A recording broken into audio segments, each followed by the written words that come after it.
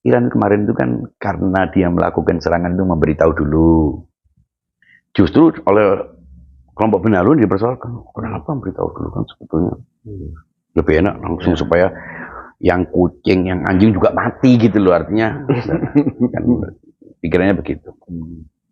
Jadi kalau seandainya ternyata Iran tidak memberitahu langsung serangan, dan yang mati itu apa, warga, ada anak kecil, video-video TikTok, keplok-keplok, mereka akan mengecam Iran ini membunuh, memang sadis ini gitu. Itu tidak dilakukan oleh Iran. Yang dilakukan justru memberitahu, kami tidak akan menyasar manusia hidup. Ya, kalaupun ada itu bagian dari target militer. Sudah diberitahu. Supaya apa? Supaya nanti tidak dipersoalkan. Dan nanti tidak begini gitu maksudnya. Sekarang difur. Jadi memberitahu 72 jam sebelumnya. Ini pun dipersoalkan, apa memberitahu. Jadi memberitahu, tidak memberitahu pasti salah. Intinya Iran itu bajingan.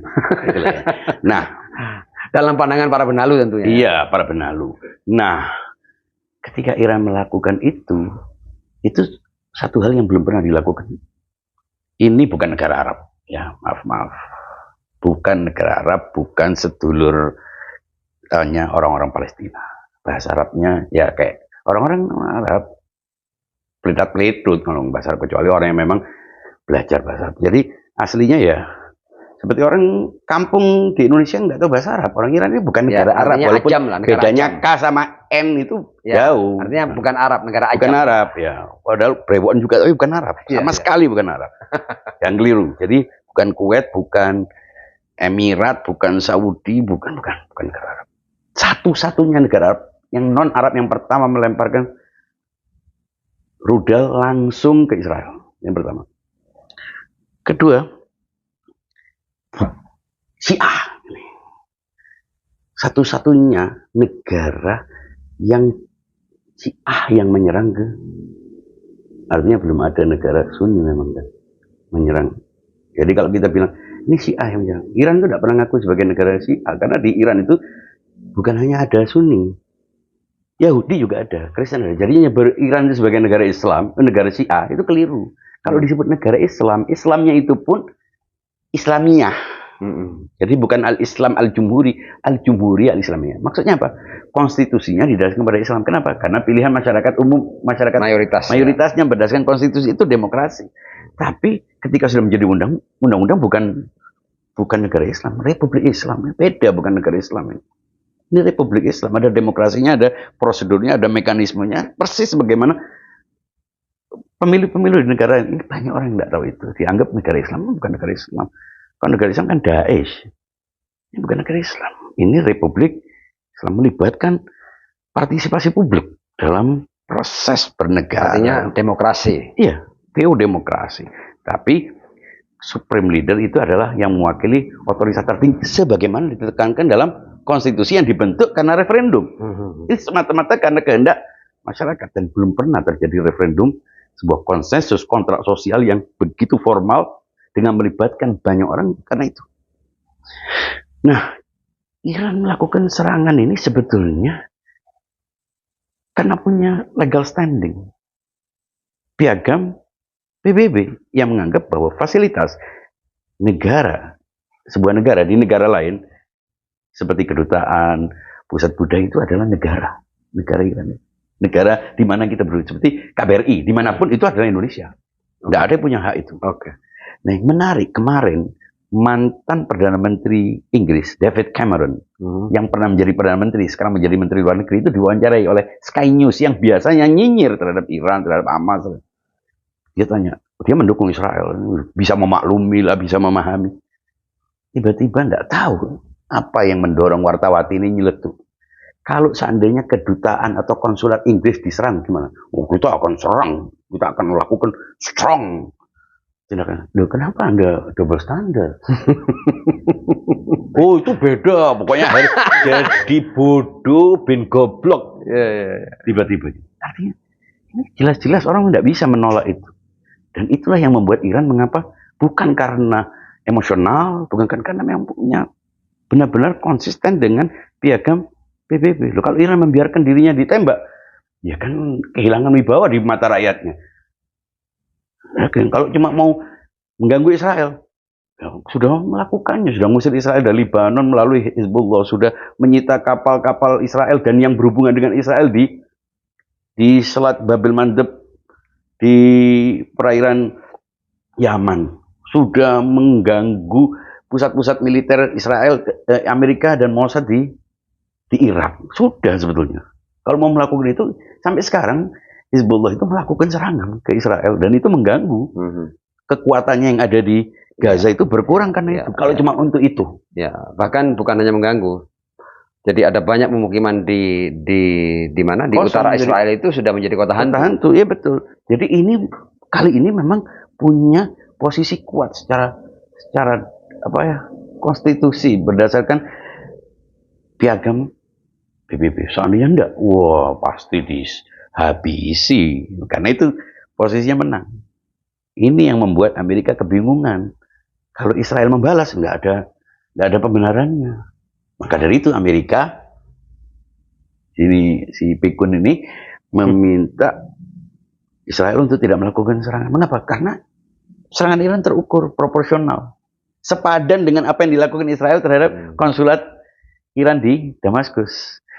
Seandainya ada warga sipil atau infrastruktur ekonomi yang diserang, mungkin punya alasan untuk memfabrikasi atau mengamplifikasi persoalan ini. Tapi karena tidak ada, Iran proporsional terukur. Kalau karena ada khilafah his yang keberatan atau itu tidak masuk pertimbangan Iran itu. Jadi TikToker yang cari monetizing dari video-video tidak jadi pertimbangan. Iran semata-mata karena ini konstitusi, karena kedaulatannya, karena kehormatan di hadapan rakyatnya. Dan Iran dapat keuntungan dari ini. Mengapa? Karena rakyatnya yang berbeda-beda pandangan itu semuanya cinta negara. Ketika sama-sama menghadapi musuh yang bersama, wah itu akan menjadi keuntungan. Nah, Israel itu kebingungan membalas, nggak boleh, dan itu terlihat lemah dia. Dipukul tapi tidak balas, gimana? Klaim negara paling kuat dengan pertahanan paling canggih dan lain sebagainya, sampai jadi legenda. Mendengarkan Israel orang sebagian orang itu gemeter. Begitu dahsyatnya, Mossadnya, dibantu oleh film-film Hollywood dan lain sebagainya, Netflix. Dan memang ini kan kita bukan berarti kita menafikan kecanggihan Israel, tapi ini menunjukkan bahwa Iran melampaui kecanggihan. Nah, makanya itu kan akhirnya ini kalau Iran tidak melakukan, kalau Israel menuruti keinginan Amerika untuk tidak melakukan serangan balik, posisi ini Netanyahu akan sulit karena dia akan didesak oleh mitra-mitra ekstrimnya dalam koalisi ini untuk melakukan serangan. Kalau enggak, dia akan cabut dukungannya. Cabut dukungannya, dia bisa kehilangan posisinya. Tidak hanya tidak jadi Perdana Menteri, bisa jadi tahanan penjara. Karena banyak kasus-kasus yang mengejar dia. Nah, kalau dia menyerang, kalau dia tidak menyerang dan akhirnya kelihatan lemah, itu dia bagaimana menyimpan sisa air mukanya Israel. Itu dilema psikologis yang berat, lebih berat dari drone-drone yang dikirimkan itu. Ya. Soal psikologi ini. Nah, ini yang kedua, ya silakan lanjut. Yang kedua, apabila dia melakukan serangan balik, serangan balik kemudian analisa-analisa yang dikemukakan oleh para pengamat mengatakan serangan balik itu ada 3, ada kecil, sedang dan besar. Kecil ini bisa serangan elektronik. Serangan elektronik mulai dulu perang Iran sama Israel elektronik ya kan tidak masuk itu. Kalau serangan kecil itu artinya cuma pesawat F-35, 135 masuk ke udara untuk memecah dinding suara. Itu mengaku itu. Iran biasa, ada teror itu biasa, tidak akan ada pengaruhnya.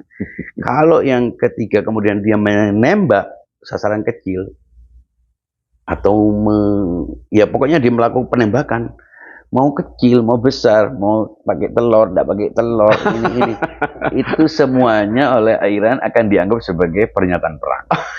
Jadi mau kecil mau besar silahkan Anda menganalisa, sekali tulis sebanyak mungkin, analisa rapat-rapat silahkan, kabinet, tapi Anda menyerang tanpa pemberitahuan jawab, balasannya tanpa nuwun sewu, tanpa jeda dan lebih besar.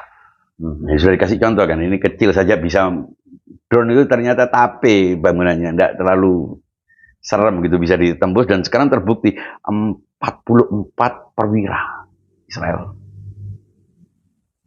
rungkat mati, belum lagi yang lain. Berapa banyak pesawat tempat bunker-bunker penyimpanan F-135 yang katanya. Tapi kan rungkatnya ini kan bukan rest in peace ya, rest in hell kan. Rest in hell ya.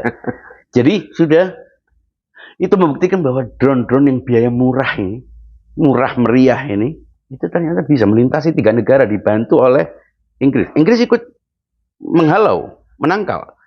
Prancis, Jordan juga ikut menangkal. Sudah gitu, dengan drone yang murah ini dibantu oleh 3 negara. Bayangkan, ini bukan proksi lagi, ini bolo. Kalau proksi itu yang kecil-kecil, bolo negara besar yang punya. Itu pun tidak mampu. Jadi dengan segala kesederhanaan Iran, dengan biaya yang murah, dia sudah membuktikan bahwa kali ini sudah tidak usah macam-macam. Kami ini juga biasa perang, biasa konflik, diganggu bermacam-macam negara, dan melewati berbagai macam masalah, dikafirkan, disesatkan. Sudah perang melawan musuh, ada yang dari belakang jiwiti pahanya Iran dengan komen-komen di TikTok, di YouTube yang tidak penting-penting, khilafah dan lain sebagainya. Ini tidak penting, karena apa? Yes, karena Iran urusannya dengan musuh, dan ini urusan konstitusi. Anda menyesatkan, tidak menyesatkan, Anda mendukung, tidak mendukung, sakar. Itu maksudnya Iran.